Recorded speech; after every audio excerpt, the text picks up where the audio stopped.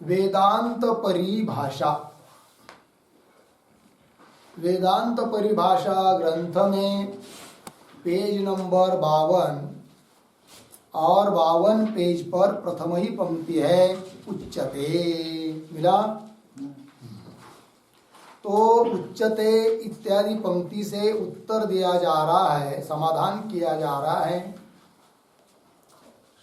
तो किसका समाधान किया जा रहा है? इसके पूर्व में एक शंका की गई थी ननु इत्यादि से, पूर्व के पेज पर। और वो शंका भी इस बात पर थी कि विषयगत प्रत्यक्षत्व बताया, क्योंकि प्रत्यक्ष दो प्रकार का हुआ, ज्ञानगत प्रत्यक्ष, विषयगत प्रत्यक्ष। तो ज्ञानगत प्रत्यक्ष का निरूपण होने के बाद विषयगत प्रत्यक्ष क्या है तो बताया, तो प्रमातृ अभिन्नत्वम ये बताया विषयगत प्रत्यक्ष। अर्थात जिस विषय का प्रमाता के साथ अंतःकरणावच्छिन्न चैतन्य प्रमाता है, उसके साथ जिस विषय का अभेद हो जाता है उस विषय को हम कहते हैं क्या? कि वह विषय प्रत्यक्ष है। ठीक है। तो वेदांत मत में ज्ञानगत प्रत्यक्ष क्या चीज है, विषयगत प्रत्यक्ष क्या चीज है, इसको ध्यान में रखना है।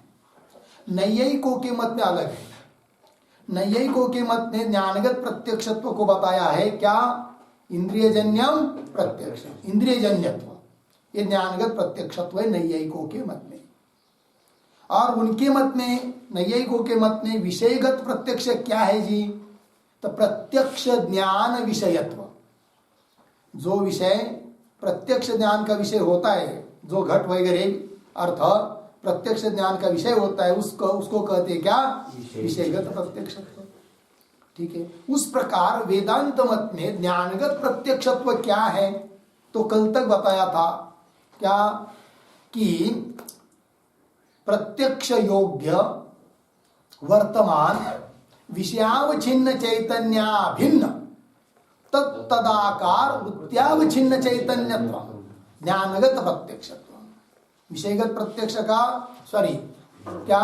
वृत्त्यावच्छिन्न चैतन्य का विषय चैतन्य के साथ अभेद होना, यही है ज्ञानगत प्रत्यक्षत्व। उसमें विषय योग्य होना चाहिए, वर्तमान काल में होना चाहिए, ये बात हो गई बराबर।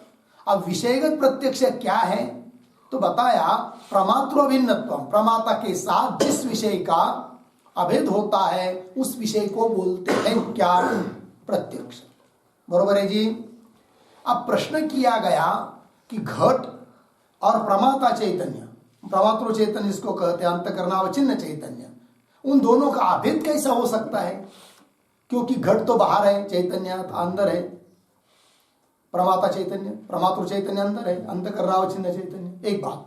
दूसरी बात, घट जड़ है और इधर चैतन्य है, चैतन्य है, चेतन रूप है, तो विरोध है।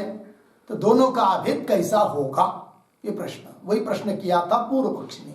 ननु कथम घटादेहे अंतःकरणावच्छिन्न चैतन्याभेद, घटादिक विषयों का अंतःकरणावच्छिन्न चैतन्य के साथ अर्थात प्रमाता के साथ, प्रमातृ चैतन्य के साथ अभेद कैसा होगा? दूसरी बात, अनुभव भी भेद का ही आता है। जैसे कोई घट को देखता है तो बात होती है क्या? अहम घटम पश्यामि, कि वह सामान्य रूप से अहम इदम पश्यामि, यह अनुभव होता है।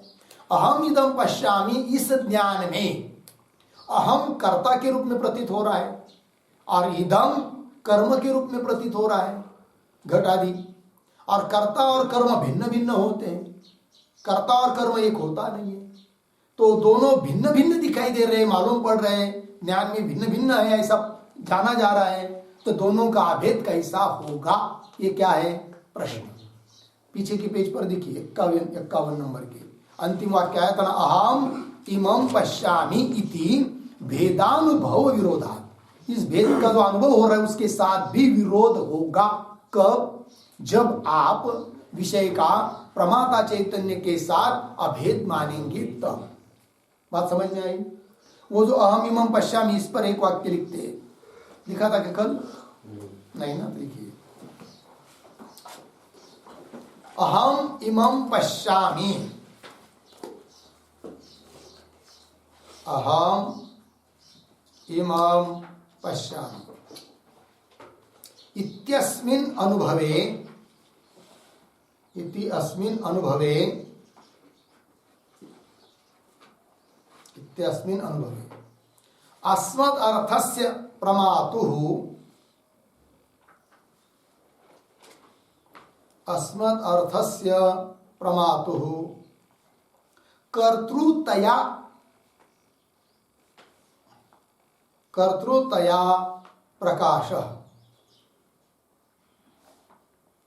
कर्तृतया प्रकाशः अर्धविराम इदम् अर्थस्य विषयस्य,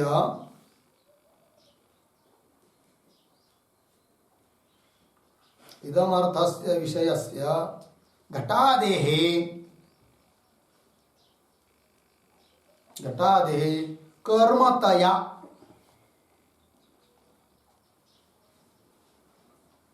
कर्मतया प्रकाश किंवा बोध पूर्णविराम कर्तृकर्मणोश्च, कर्तृकर्मणोश्च भेदः, भेदः सर्वानुभव सिद्धः, सर्वानुभव सिद्धः पूर्णविराम तथा च अस्मिन् अनुभवे, अस्मिन् अनुभवे प्रमातृ विषयोः, प्रमातृ विषययोः, प्रमातृ विषययोः भेदानुभवात्, भेदानुभवात् तत् अभेदः न युक्तः, तद अभेदः न युक्तः इत्यर्थः। ठीक है जी, देखो भाई अर्थ। तो ये जो अनुभव है अहम एवं पश्यामि, इस अनुभव में, अस्मिन् अनुभवे अस्मद् अर्थस्य प्रमातु, उसमें जो अहम शब्द आया है वो अस्मत् शब्द है, उसका अर्थ कौन है? प्रमाता। वो कर्ता के रूप में प्रतीत हो रहा है, कर्तृतया प्रकाश करता है वो। और इदम का अर्थ जो विषय घटाधिक, वे कर्म के रूप में प्रतीत हो रहे हैं। और कर्ता और कर्म का भेद होता है, जो कर्ता वो कर्म नहीं होता, कर्म वो कर्ता नहीं होता, दोनों का भेद होता है। तो कर्तृ कर्मणोष्ट भेद सर्वानुभव सिद्ध तथा च अस्मिन् अनुभवे, इस अनुभव में प्रमातृ विषययोः, प्रमाता और घटादि विषय, इन दोनों का भेद अनुभवात, भेद भिन्न रूप से अनुभव हो रहा है उनका, भेदानुभवात तद अभेद, उन दोनों का अभेद कहना ये ठीक नहीं है, ऐसा बोल रहा है कौन? पूर्व पक्ष। तो कैसा फिर आपने कहा कि घटादि विषय का प्रमाता के साथ अभेद होना यह विषयगत प्रत्यक्ष है, ये कैसे आप बोल रहे हो, है कि नहीं? ये प्रश्न कर रहा है कौन? पूर्व पक्ष। तब उसको उत्तर दे रहे उच्चते, मिला। तो प्रमाता के साथ अभेद मतलब क्या, उसका निरूपण करने जा रहे हैं आप। उच्चते प्रमातृ अभेदो नाम न तद ऐक्यम।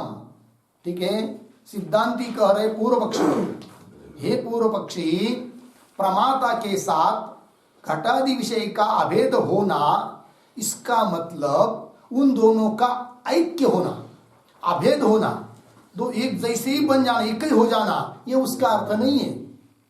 क्या लिखा? प्रमातृ अभेद नाम न तद ऐक्यम, दो उन दोनों का अभेद अर्थ नहीं है। तो फिर क्या अर्थ है? फिर किंतु प्रमातृ सत्तातिरिक्त सत्ताकत्वाभाव, यह अर्थ है। विषय का प्रमाता के साथ अभेद होना मतलब क्या? वह विषय प्रमाता की सत्ता से अतिरिक्त सत्ता वाला न रहना, अर्थात प्रमाता की जो सत्ता है वही उसकी सत्ता, उसकी सत्ता से अतिरिक्त वो न रहना, ये उसका अर्थ है। क्या लिखा पंक्ति, किंतु प्रमातृ सत्ता अतिरिक्त, मिला क्या, प्रमाता की जो सत्ता है उस सत्ता से अतिरिक्त जो सत्ता, उस सत्ताकत्व का क्या अभाव, अलग से उसकी सत्ता न रहना विषय की, इसका मतलब है उस विषय का प्रमाता के साथ अभेद होना। अब ये कैसा भाई सत्ता, सत्ता का क्या मतलब है, तो उसके पहले ये जो शब्द आया इतना बड़ा, उसका विग्रह लिख लेते हैं। प्रमातृ सत्ता त्रिसत्ता का भाव पद आया कि नहीं, उसका विग्रह समझ लेंगे, लिखते हैं। प्रमातृ सत्तातः, प्रमातृ सत्तातः अतिरिक्ता सत्ता यस्य, अतिरिक्ता सत्ता यस्य सह सह प्रमातृ सत्तातिरिक्त सत्ता कह, प्रमातृ सत्तातिरिक्त सत्ता कह, प्रमातृ सत्तातिरिक्त सत्ता कह, तस्य भावः, तस्य भावः प्रमातृ सत्तातिरिक्त सत्ताकत्वम्, प्रमातृ सत्तातिरिक्त सत्ताकत्वम्,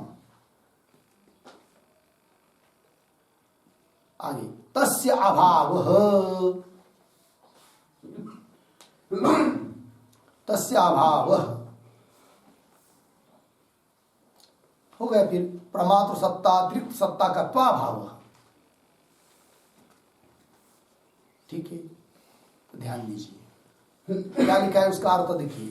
प्रमातृ सत्ता अतिरिक्त, प्रमाता की जो सत्ता है उस सत्ता से अतिरिक्त सत्ता, यस्य अतिरिक्त सत्ता है जिसकी, उसको कहेंगे प्रमातृ सत्ता अतिरिक्त सत्ता कह, तस्य अभाव, तस्य भाव, उसका भाव प्रमातृ सत्ता अतिरिक्त सत्ताकत्वम्, फिर अभाव कुछ अभाव के साथ जोड़ेंगे तस्य अभाव, तब शब्द बन गया क्या, प्रमातृ सत्तातिरिक्त सत्ताकत्वाभाव। लग गया जी। अब वो कैसा, उसको स्पष्ट कर रहे तथाच इत्यादि पंक्ति से। तो उसके पहले थोड़ा समझ लेते हम लोग, होता क्या है, अध्यस्त पदार्थ जो भी होता है कि नहीं, उसका कोई न कोई अधिष्ठान होता है। अधिष्ठान के बिना अध्यस्त पदार्थ रह नहीं सकता, ठीक है। और अध्यस्त पदार्थ को वस्तुतः कोई सत्ता नहीं है, किंतु उसमें जो सत्ता प्रतीत हो रही है वह अधिष्ठान की सत्ता ही होती है। अर्थात अधिष्ठान की सत्ता से अतिरिक्त अध्यस्त की सत्ता नहीं होती है। जैसे रज्जु के ऊपर प्रतीत हुआ जो सर्प, उन दोनों में, रज्जु और सर्प, इन दोनों में सर्प अध्यस्त है और उस सर्प का अधिष्ठान है रज्जु, ठीक है। वस्तुतः देखा जाए तो सर्प है ही नहीं, किंतु प्रतीत हो रहा है। किंतु उस सत्ता की जो सर्प की जो सत्ता प्रतीत हो रही कि सर्प है ऐसा करके, तो वो सत्ता उसकी अधिष्ठान रज्जु की सत्ता से अतिरिक्त सत्ता नहीं है। रज्जु की सत्ता ही सर्प की सत्ता है। रज्जु है तभी सर्प प्रतीत हो रहा है, रज्जु नहीं रहेगी तो सर्प प्रतीत भी नहीं होगा। इसका मतलब रज्जु की सत्ता ही सर्प की क्या है, सत्ता है। नियम क्या है, अधिष्ठान की सत्ता से अतिरिक्त अध्यस्त की सत्ता नहीं होती है, बराबर। तो जैसा उदाहरण में सर्प अध्यस्त है, उसी प्रकार वेदांत सिद्धांत के अनुसार समस्त जगत और जगत के अंतर्गत के सभी पदार्थ भी क्या है, अध्यस्त ही है। घट भी अध्यस्त है, पट भी अध्यस्त है, मठ भी अध्यस्त है, और उसका अधिष्ठान है कौन, आत्मा ब्रह्म अर्थात चैतन्य, ठीक है कि नहीं। अर्थात इस जगत की सत्ता उस ब्रह्म की सत्ता से अतिरिक्त सत्ता नहीं है। लगा इतना।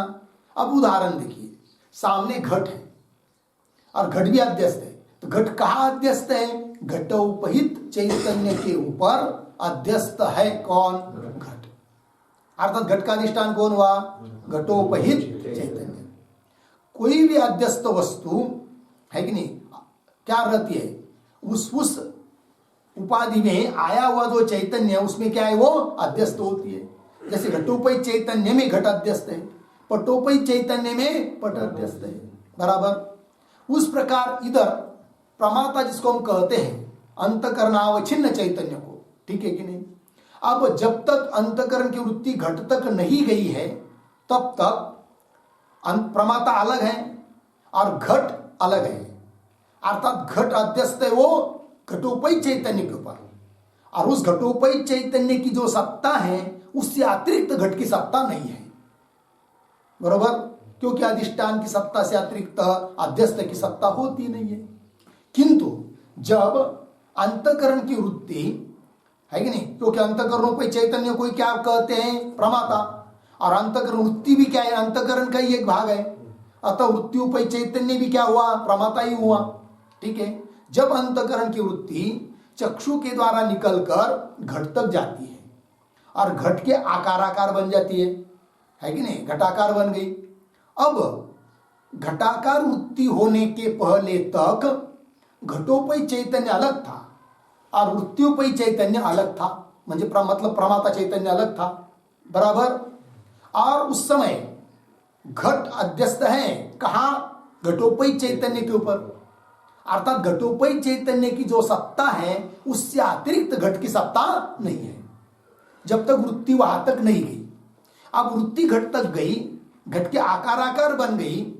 अब जिन उपाधि के कारण चैतन्य में भेद प्रतीत हो रहा था वो दोनों उपाधियां अभी एक जगह आ गई। कौन कौन दो उपाधि, घट और वृत्ति, वो दोनों एक जगह आ गई। अब जो घटोपयी चैतन्य है वही वृत्तियोपयी चैतन्य है, और जो वृत्तियोपयी चैतन्य है वही घटोपयी चैतन्य है, क्योंकि वृत्ति का उपाधि कारण भेद था, दो उपाधि एकत्र आ गई, चैतन्य एक ही है, बराबर। अब घट अध्यस्त है, कहाँ अध्यस्त है घट, घटोपयी चैतन्य के ऊपर अध्यस्त है, अर्थात कहाँ अध्यस्त हुआ घट, वृत्तियोपयी चैतन्य के ऊपर अध्यस्त हुआ। वृत्तियोपयी चैतन्य ही क्या है, प्रमाता चैतन्य है, प्रमातृ है, प्रमाता है, अर्थात प्रमाता के ऊपर अध्यस्त हुआ कौन, घट। और नियम क्या है, अधिष्ठान से अतिरिक्त अध्यस्त की सत्ता नहीं होती है। घट का अधिष्ठान कौन है अभी, प्रमाता, अर्थात अंतकरणोपयी चैतन्य, क्योंकि घटाकार वृत्ति बन गई है कि नहीं। अधिष्ठान कौन हुआ, प्रमाता। अब प्रमाता की जो सत्ता है उससे अतिरिक्त घट की सत्ता है क्या, नहीं है, तो बन गया फिर, है कि नहीं। क्या, प्रमातृ चैतन्य सत्ता अतिरिक्त सत्ता का अभाव कहा गया घट में। प्रमातृ चैतन्य उसकी जो सत्ता उससे अतिरिक्त सत्ता घट के है क्या, नहीं, सत्ताकत्व का क्या हुआ, अभाव हुआ। यही घट का प्रमाता के साथ अभेद होना है।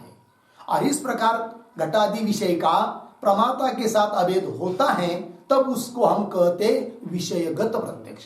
तो घट का प्रत्यक्ष हुआ, है कि नहीं। उसी विषय का प्रत्यक्ष होता है जिस विषय का अधिष्ठान प्रमाता बन जाता है। हाँ जी, घट पट मठ जगत में जितने भी विषय है वो विषय प्रत्यक्ष वो विषय होता है कि जिसका अधिष्ठान प्रमाता हो जाता है। तो विषयगत प्रत्यक्ष मतलब क्या, विषय का प्रमाता के साथ अभेद होना। विषय का प्रमाता के साथ अभेद होना मतलब क्या, प्रमाता की सत्ता से अतिरिक्त सत्ता उस विषय की न रहना, यही होता है विषयगत प्रत्यक्ष। यही होता है प्रमाता के साथ विषय का अभेद। लग गए जी पंक्ति। अब देखिए मूल में उच्चते, मिला शुरू से, प्रमातृ अभेद नाम न तदैक्यम किंतु प्रमातृ सत्तातिरिक्त सत्ताकत्वा भाव। लग गया। तथा च घटादेहे, अब स्पष्ट कर रहे इसी बात को कि जो आपको समझा दिया पहले से। तथा च घटादेहे स्वावच्छिन्न चैतन्य अध्यस्ततया। घटाधिक अध्यस्त है कहाँ पर, स्वावच्छिन्न चैतन्य में। स्व घट स्वावच्छिन्न चैतन्य, घटावच्छिन्न चैतन्य, घटावच्छिन्न चैतन्य के ऊपर घट अध्यस्त है, पटावच्छिन्न चैतन्य के ऊपर पट अध्यस्त है, मठावच्छिन्न चैतन्य के ऊपर मठ अध्यस्त है। इस प्रकार तथा च घटादे स्वावच्छिन्न चैतन्य अध्यस्ततया। लग गया कि नहीं। विषय चैतन्य सत्ता एव घटादि सत्ता। जब तक वृत्ति विषय तक घट तक नहीं गई है तब तक विषय चैतन्य की जो सत्ता, विषय चैतन्य मतलब अधिष्ठान चैतन्य, विषय हुआ घट, विषय चैतन्य मतलब घटोपहित चैतन्य अर्थात अधिष्ठान चैतन्य, उस चैतन्य की सत्ता से अतिरिक्त घट की सत्ता नहीं है। लगा? तो विषय चैतन्य सत्ता एव घटादि सत्ता। आगे अधिष्ठान सत्तातिरिक्ताया आरोपित सत्ताया अनंगीकारात्। ये नियम है। अधिष्ठान की जो सत्ता होती है, मिला कि नहीं? अधिष्ठान सत्ता शब्द आहे तिथं काय पाहिजे होतं? सत्ता। तो अधिष्ठान सत्ता से अतिरिक्त आरोपित की सत्ता मानी नहीं जाती है। मेरा पंक्ति देखिए, अधिष्ठान सत्तातिरिक्ताया, लग गया कि नहीं? अधिष्ठान सत्ता से अतिरिक्त आरोपित सत्ता या अनंगीकारक, आरोपित की सत्ता अलग से मानी नहीं जाती है। किससे? अधिष्ठान सत्ता से आरोपित की सत्ता अतिरिक्त नहीं है कि नहीं? वही लिखा, अधिष्ठान सत्ता अतिरिक्त सत्ता अतिरिक्ताया आरोपित सत्ताया। मिला पंक्ति? आरोपित सत्ताया, आरोपित को उदाहरण घटाधिकों की सत्ता अनंगीकारात, अलग से उनकी सत्ता होती नहीं है। अब यहां पर एक प्रश्न उपस्थित होगा, क्यों भाई अलग से सत्ता नहीं है घट की, तो संघट की प्रतीति होती है कि नहीं? संघट मतलब घट है, घट अस्ति, तो सत्ता कहां प्रतीत हो रही है? घट में। जबकि घटोपय चैतन्य अधिष्ठान है, उससे अतिरिक्त यदि घट की सत्ता नहीं है तो घट अस्ति, इस प्रकार से घट में सत्ता क्यों अलग से प्रतीत हो रही है? शंका उपस्थित होगी कि नहीं? तो वो क्यों? तो उसका उत्तर क्या है? तो उसका उत्तर यह है कि वस्तुतः घट में सत्ता नहीं है। सत्ता किसमें है? अधिष्ठान में ही है। किंतु घट का अधिष्ठान जो घटोपयी चैतन्य, उसमें सत्ता है, किंतु उसकी सत्ता उस चैतन्य में प्रतीत न होकर उस सत्ता का तादात्म्य प्रतीत हुआ घट में। इसको कहते संसर्गाध्यास। अधिष्ठान की सत्ता अधिष्ठान में प्रतीत होनी चाहिए थी, किंतु उस सत्ता का तादात्म्य अधिष्ठान चैतन्य के साथ न दिखाई देकर उस सत्ता का संबंध दिखाई दे रहा है अध्यस्त घटादि में। अतः यह हुआ क्या? संसर्गाध्यास। इसलिए घट अस्ति, घट में सत्ता प्रतीत हो रही है। वस्तुतः घट में कोई अलग से सत्ता नहीं है। लगा? अनंगीकारात् आया कि नहीं? तो उस पर लिखते फिर एक वाक्य, घटादौ अधिष्ठान सत्तायाः, घटादौ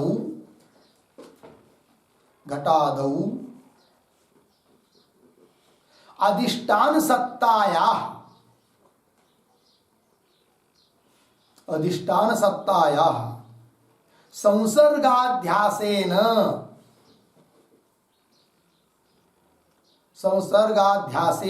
एव संघटः, संघट इसको उद्धरण चिन्ह में, संघट उद्धरण चिन्ह बंद, इत्यादि प्रतीति उपपत्तौ, इत्यादि प्रतीति उपपत्तौ तत्र कौंस में लिखिए घटादौ, कौंस बंद, घटादौ।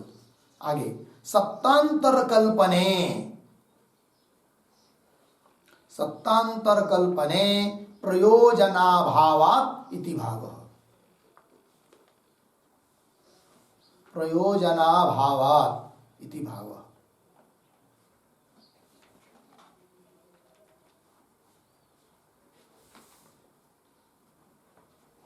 प्रयोजनाभावात् इति भावः। ठीक है,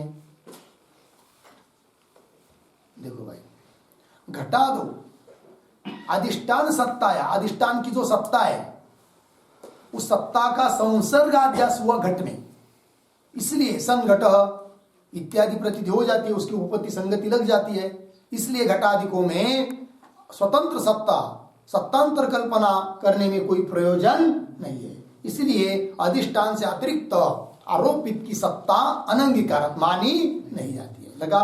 आगे चलिए, विषय चैतन्यम च पूर्वोक्त प्रकारेण प्रमातृ चैतन्यम एव इति। मिला पंक्ति?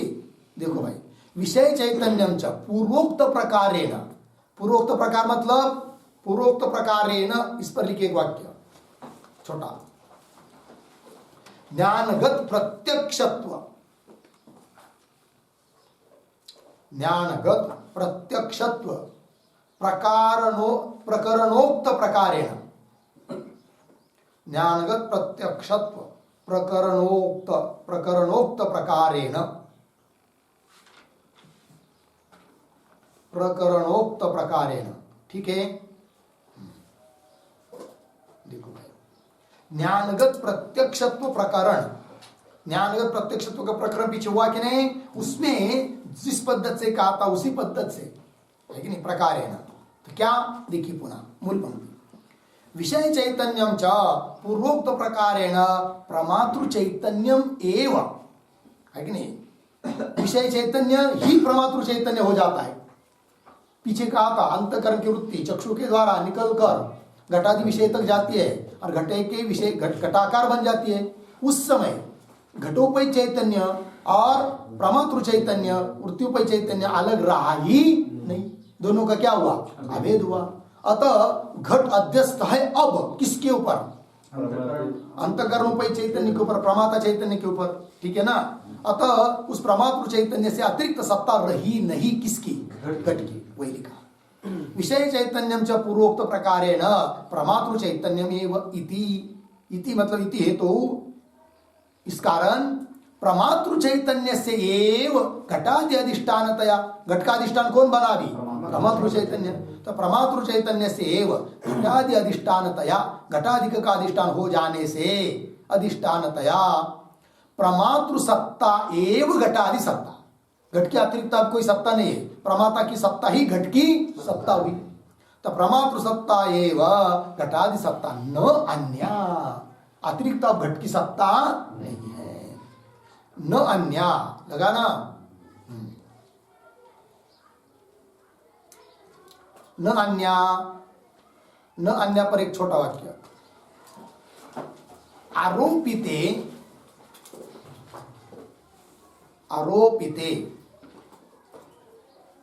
अधिष्ठान सत्तातिरिक्त सत्ता, अधिष्ठान सत्तातिरिक्त सत्ता अनभ्युपगमात्, सत्तातिरिक्त सत्ता अनभ्युपगमात् इति भाव।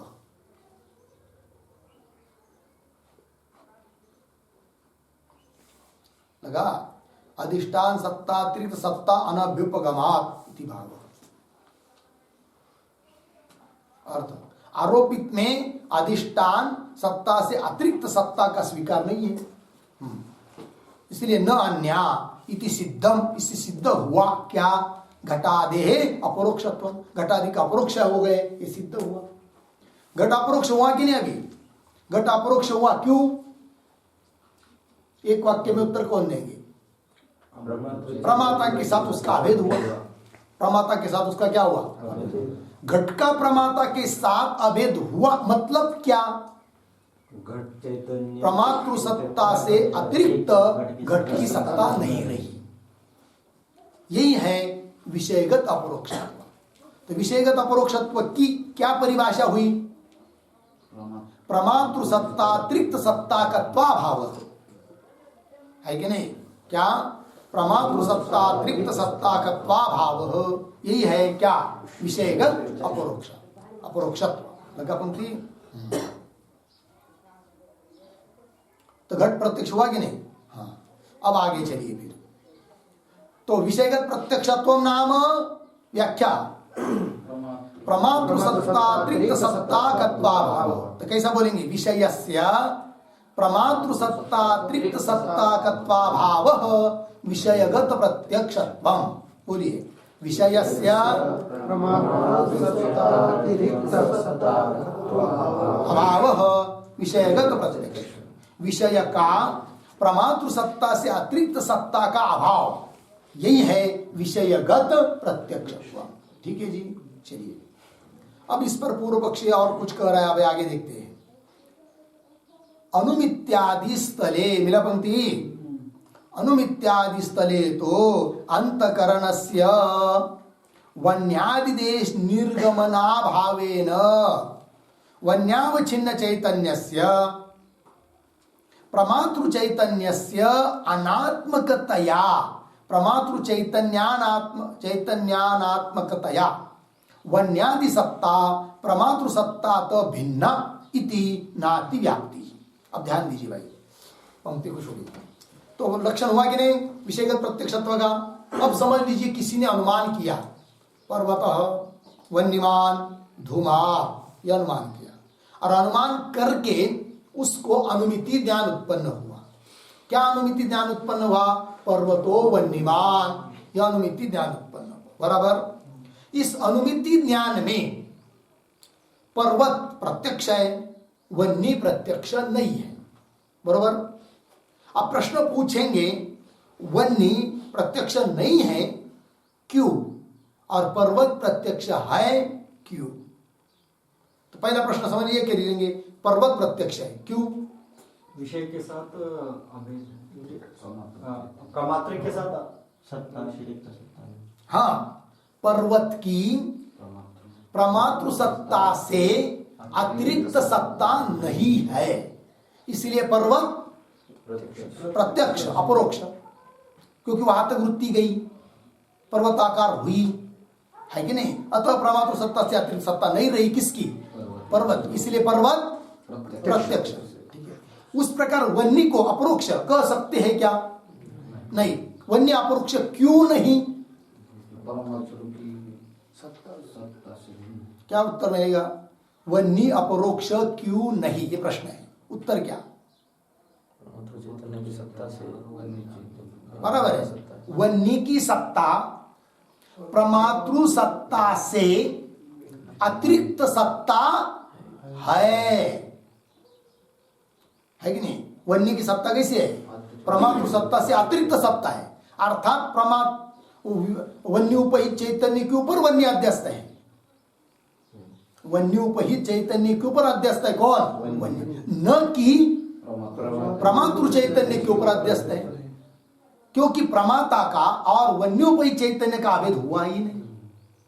क्यों नहीं अभेद हुआ? दोनों का दो उपाधि अलग अलग देश में है। वन्य उधर है, वृत्ति अंतकरण इधर है कि नहीं? अभेद कराने वाली जो वृत्ति है वो वृत्ति वहां तक गई ही नहीं। कहां तक? वन्य तक।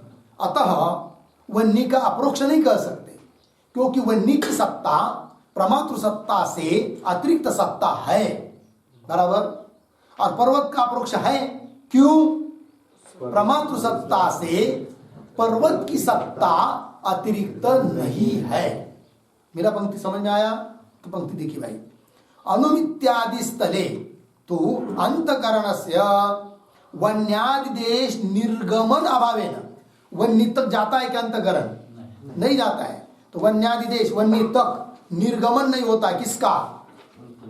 अंतकरण का, है कि नहीं? क्योंकि अंतकरण का निर्गमन वन्य तक होने के लिए निमित्त होनी पड़ती है क्या? वृत्ति, है कि नहीं? और वृत्ति कब जाती है विषय तक? जब इंद्रिय का और उस विषय का सन्निकर्ष होता है। तो वहां पर वन्य और चक्षु इनका सन्निकर्ष ही नहीं हुआ, तो वृत्ति नहीं गई। तो वृत्ति गई नहीं तो अंतकरण नहीं गया, है कि नहीं? अतः प्रमातृ चैतन्य से अतिरिक्त सत्ता वाला है कौन? वन्य। अनुमित्यादि स्थले तो अंतकरण से वन्यादि देश निर्गमन अभावेन, निर्गमन अभावेन मतलब कि नहीं? उस पर एक वाक्य, बहिर्निर्गमन हेतुभूतस्य,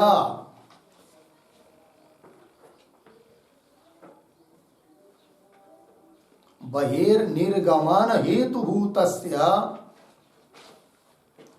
विषय इंद्रिय सन्निकर्षस्य, विषय इंद्रिय सन्निकर्षस्य अभावात्,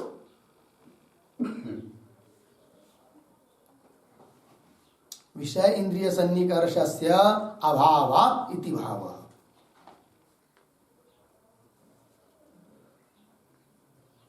ठीक है, अर्थ देखिए भाई, बहिर्निर्गमन हेतु, वृत्ति को बाहर निर्गमन, बाहर जाने के लिए हेतु कारण जो विषय और इंद्रिय का सन्निकर्ष होना पड़ता है, उसका अभाव है। यहाँ पर वन्य के साथ इंद्रिय का, चक्षु का सन्निकर्ष हुआ ही नहीं, अतः अंतकरण वहां तक गया नहीं वृत्ति के माध्यम से। मिला पंक्ति?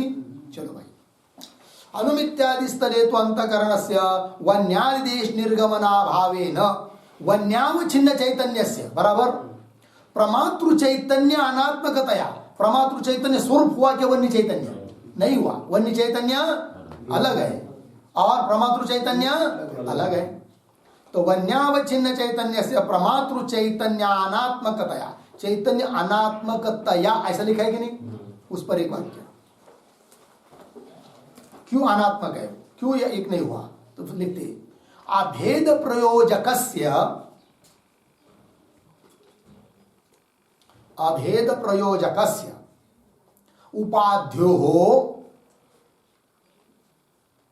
उपाध्योः एकदेशस्तत्वस्य, एकदेशस्तत्वस्य अभावात्, एकदेशस्तत्वस्य, एकदेशस्तत्वस्य, एकदेशस्थत्वस्य अभावात् इति भावः। अर्थ समझिए, अभेद प्रयोजक, अभेद का निमित्त कौन? उपाध्यो, दो उपाधियों का एक देश में आना, उसका अभाव है यहां पर, है कि नहीं? इसीलिए क्या वन्यावच्छिन्न चैतन्य प्रमातृ चैतन्यात्मक नहीं हुआ, तो प्रमातृ चैतन्य अनात्मकतया, समझ में आया? हाँ, प्रमातृ चैतन्य अनात्मकतया मतलब प्रमातृ चैतन्यात्मक नहीं बन पाया। कौन? वन्यावच्छिन्न चैतन्य। इसलिए वन्यादि सत्ता प्रमातृ सत्ता तो भिन्न, इसलिए वन्य की सत्ता कैसी है? प्रमातृ सत्ता से भिन्न है।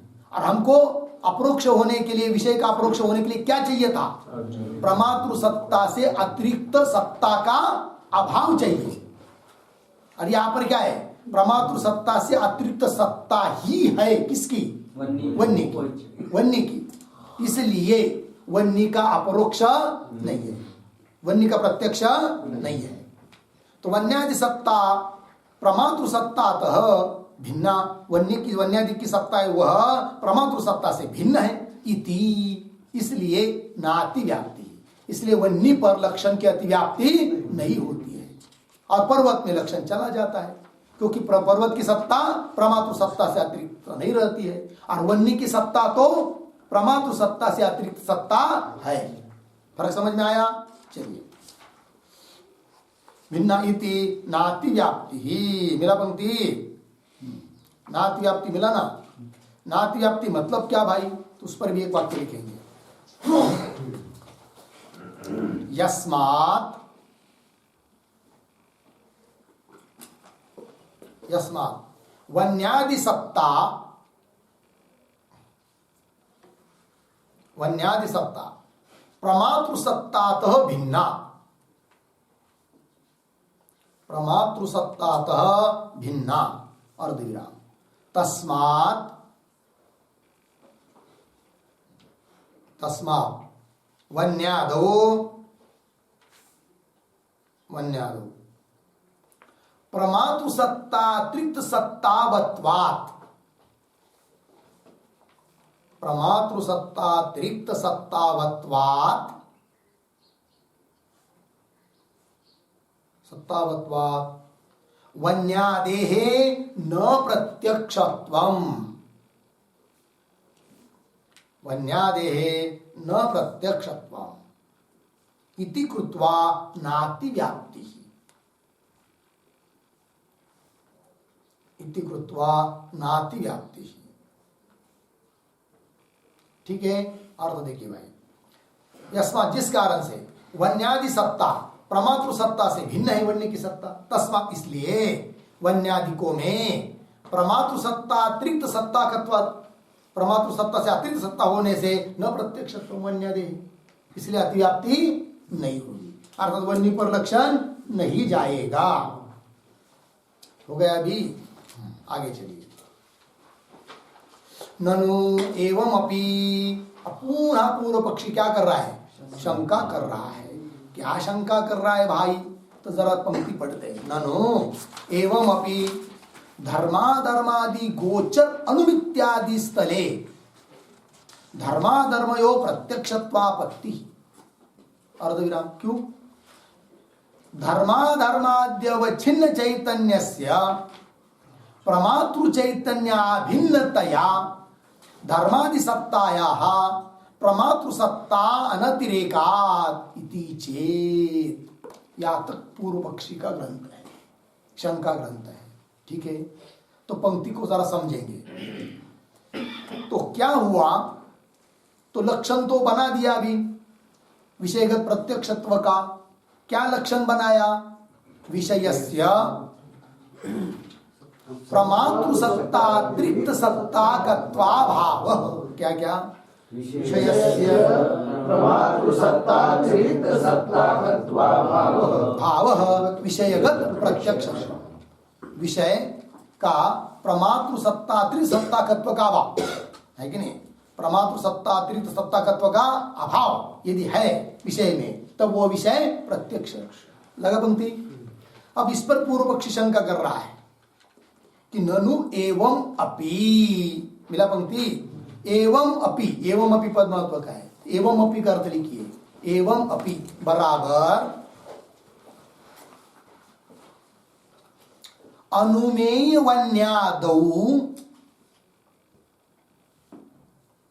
अनुमेय वन्यादौ अतिव्याप्ति अभावे अपि। अतिव्याप्ति अभावे अपि। ठीक है, अर्थ देखिए भाई। मतलब ऊपर कहे हुए के अनुसार अनुमेय, अनुमिति के विषय जो वन्यादिक है उसमें अतिव्याप्ति न होने पर भी हम अतिव्याप्ति दिखा रहे हैं अन्य जगह। जैसे कि किसी ने अनुमान किया, किसका? धर्म का या अधर्म का। क्या किया? अनुमान किया। ठीक है, कैसे? जैसे कि अहम धर्मवान सुखित्वात्। समझ लीजिए, ऐसा अनुमान किया। क्या क्या? अहम धर्म, धर्म तो दिखता नहीं है, धर्म तो पुण्य कितना है कितना नहीं दिखाई नहीं देता, किंतु अनुमान किया अहम धर्मवान सुखित्वात्। मैं सुखी हूं इसलिए मैं धर्मवान हूं। क्यों? किसी ने अनुमान किया अहम अधर्मवान दुखित्वात् वगैरह, है कि नहीं? तो इससे पहला जो अनुमान है उससे अनुमिति उत्पन्न होगी। कौन सी? अहम धर्मवान, यह अनुमिति उत्पत्ति होगी। अनुमिति ज्ञान उत्पन्न होगा अनुमान से। ठीक है, अब इस अनुमान में पक्ष जो अहम वो तो प्रत्यक्ष, कोई बात नहीं, किंतु धर्म अधर्म, धर्म क्यों अधर्म प्रत्यक्ष है क्या? नहीं, वो अनुमेय है, अनुमिति का विषय है, प्रत्यक्ष है भी नहीं, किंतु उसमें लक्षण जा रहा है, अर्थात अतिव्याप्ति हो रही है। मतलब जो प्रत्यक्ष नहीं है उसमें प्रत्यक्ष का लक्षण जा रहा है आपका। कौन कह रहा है? पूर्व पक्षी। कैसे? लक्षण क्या है? प्रमातृ सत्ता से अतिरिक्त सत्ता विषय की न रहना, है कि नहीं?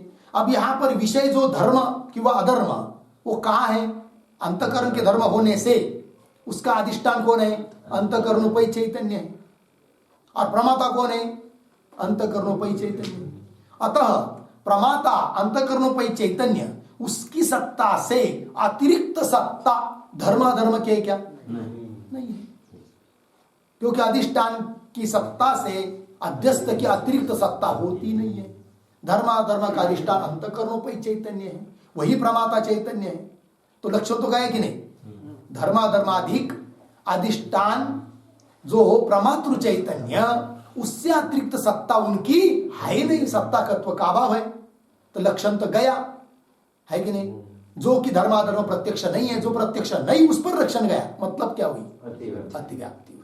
बात समझ में आई? पंक्ति देखिए, ननु एवं धर्माधर्मादि गोचर। मेरा पंक्ति धर्माधर्मादि गोचर मतलब धर्माधर्म को विषय करने वाला ज्ञान, अनुमिति ज्ञान। धर्माधर्मादि गोचर अनुमित्यादि स्थले, अनुमिति ज्ञान जहां होता है वहां पर धर्माधर्मयो प्रत्यक्षत्वापत्ति, धर्माधर्म का भी प्रत्यक्ष होना चाहिए, हो नहीं रहा है, होना चाहिए क्योंकि उसमें लक्षण गया, अर्थात अतिव्याप्ति हुई। तो धर्माधर्मयो प्रत्यक्षत्वापत्ति ही मिला ने। आगे क्यों, आगे क्या लिखा है, धर्माद्यवचिन्न है कि नहीं, वहां पर थोड़ा लिखिए धर्माधर्मा ऐसा होना चाहिए शब्द, क्योंकि ऊपर धर्माधर्म दोनों का उल्लेख हुआ है, इसलिए वहां पर भी तो धर्मा शब्द लिख दीजिए उसके पहले, धर्मा, तो फिर आगे का पदच्छेद अधर्म हो जाता है। तो देखो भाई, धर्माधर्मादि अवच्छिन्न चैतन्यस्य, धर्मावच्छिन्न चैतन्य, अधर्मावच्छिन्न चैतन्य, प्रमातृ चैतन्य अभिन्नता, वही प्रमाता है, वही प्रमातृ चैतन्य है, दोनों एक ही है कि नहीं। धर्मावच्छिन्न अधर्मावच्छिन्न दो चैतन्य है, वही कौन है, प्रमातृ चैतन्य है। तो परमातृ चैतन्य अभिन्नतया, दोनों का अभेद है कि नहीं, दोनों का अभेद क्यों है, धर्मावच्छिन्न चैतन्य का और परमातृ चैतन्य का अभेद क्यों है, अंतकरण में रहती है, अंतकरण की धर्म है, लेकिन शास्त्रीय भाषा में क्या उत्तर होगा उसका, सत्ता, धर्मावच्छिन्न चैतन्य का और परमातृ चैतन्य का अभेद क्यों है, ये प्रश्न। कर्ता के बिना कर्म नहीं होता, सत्ता, चैतन्य का भेद कराने वाली दोनों उपाधि एक जगह है,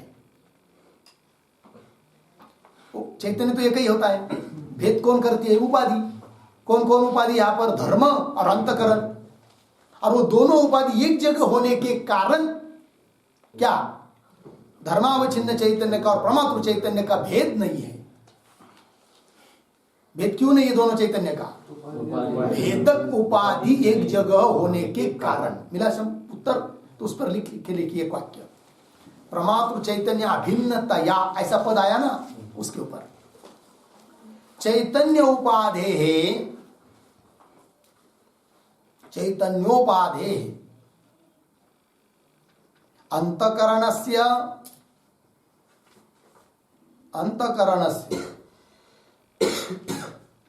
विषयस्य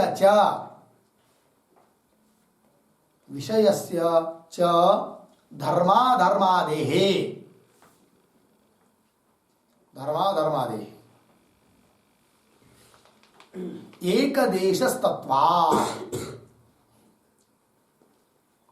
एकदेशस्तत्वात् तच्चैतन्ययोः अभेदः इति भावः।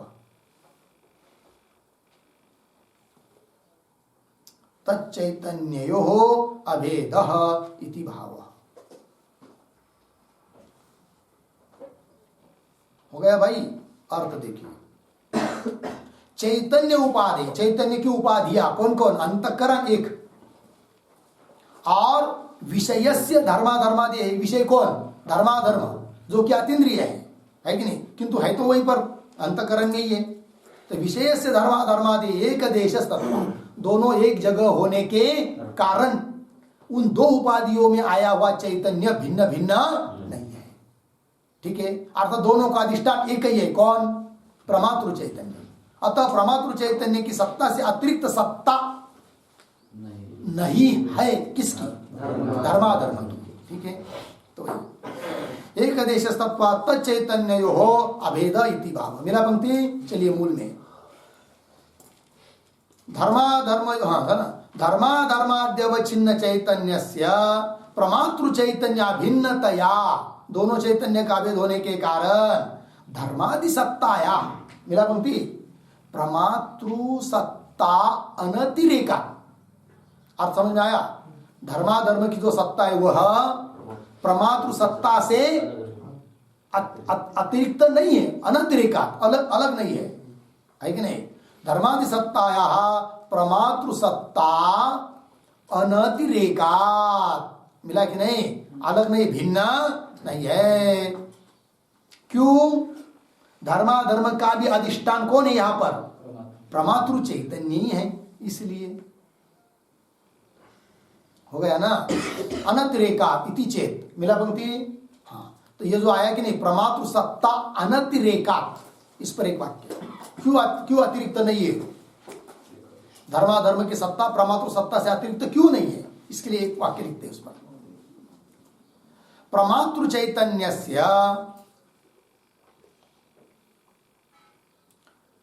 चैतन्यस्य धर्माधर्मादि अधिष्ठानत्वात्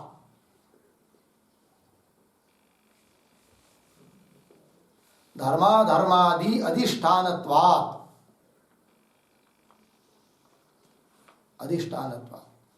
प्रमातृ चैतन्य सत्ता एव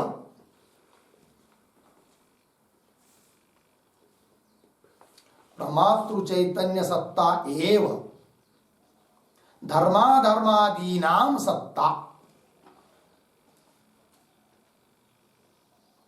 धर्माधर्मादीनां सत्ता न अन्या इति प्रमातृसत्तातिरिक्त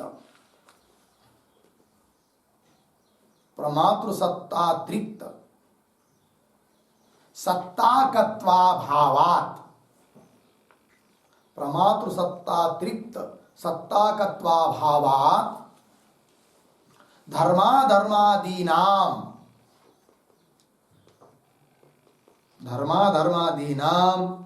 प्रत्यक्षत्वापत्ति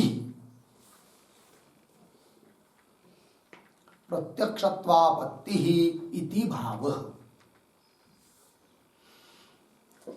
प्रत्यक्षत्वापत्ति इति भाव। ठीक, अर्थ समझिएगा। प्रमातृ चैतन्य से, प्रमातृ चैतन्य क्या है? वहां पर धर्माधर्मादिकों का अधिष्ठान है, इसलिए अधिष्ठान से अतिरिक्त तो सत्ता होती नहीं अध्यस्त की, इसलिए प्रमातृ चैतन्य सत्ता एव धर्माधर्मादीनां सत्ता। प्रमातृ चैतन्य की सत्ता ही धर्माधर्म की सत्ता है, अन्य नहीं है। इसलिए प्रमातृ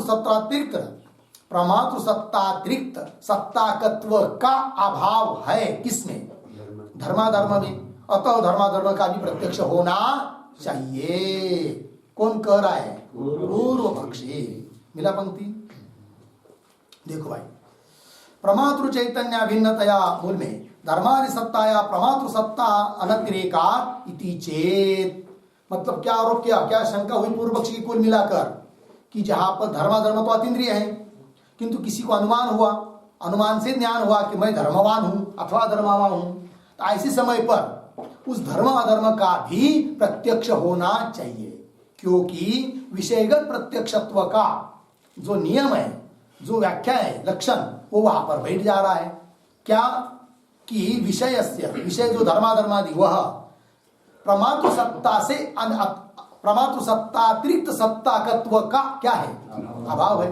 धर्माधर्म की सत्ता प्रमातृ सत्ता से अतिरिक्त सत्ता है क्या? नहीं है। अतिरिक्त सत्ताकत्व का क्या हुआ? अभाव हुआ। अतः धर्माधर्म का प्रत्यक्ष होना चाहिए। लक्षण गया उसमें, प्रत्यक्ष नहीं हो रहा है किंतु लक्षण तो गया। इसका मतलब क्या हुई? अतिव्याप्ति। लग गया पंक्ति? उत्तर दे रहे न, अतिव्याप्ति नहीं होगी। तो कैसे नहीं होगी? हो रही है।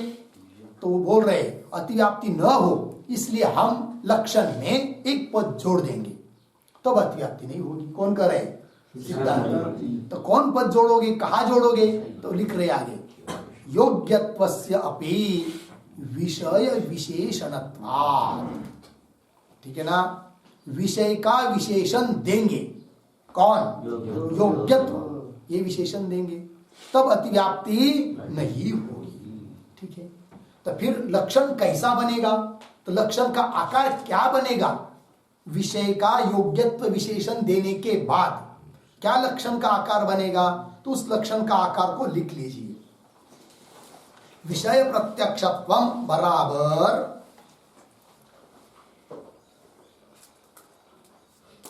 विषय प्रत्यक्षत्वम बराबर प्रत्यक्ष योग्यत्वे सति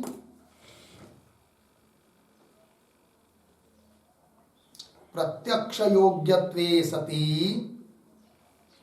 वर्तमानत्वे सति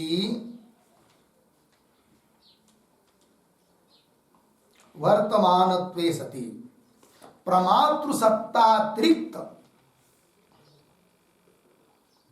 प्रमातृ सत्तातिरिक्त सत्ता शून्यत्वम, प्रमातृ सत्तातिरिक्त सत्ता शून्यत्वम हो गया। ये बन गया भाई विषयगत प्रत्यक्ष। प्रत्यक्ष योग्य हो विषय, वर्तमान में हो, और प्रमातृ सत्ता से अतिरिक्त सत्ता से शून्य हो। तीन बात।